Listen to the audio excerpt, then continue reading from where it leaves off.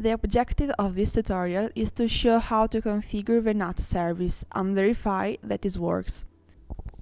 But first, what NAT is? The uniqueness of public IP addresses is guaranteed by IANA. NAT, Networks Address Translation, have been developed to allow IP addresses of a private network to be used more than once, avoiding conflicts. This limits the number of public IP addresses, maintains the host's configuration unchanged, and can have large addressing spaces without modifying all the protocol's functioning. It transcodes a private IP address to a public one, and the other way around, to permit the communication between networks. First task to do is to set the devices like I'm doing, and then connect everything.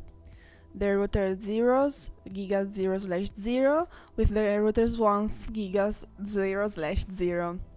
The router 0s gigas 0/1 with the switches fast Ethernet 0/1. Every PC's fast Ethernet 0 with the switches port fast 0/0, fast 0/3, etc.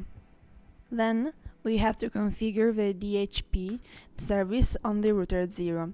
We enter it and execute in configuration mode these commands: ipdhcp pool rete network 192.168.10.0 255.255.255.0 default router 192.168.10.1. After that, for every PC we enter the desktop and set the IP configuration to DHCP. Now we have to tell the router which port is in the private network and which is the public. So interface giga 0/0, IP NAT outside, and interface giga 0/1, IP NAT inside. Last thing to do is to create the access list to define the NAT's pool and configure the port with the respective address list.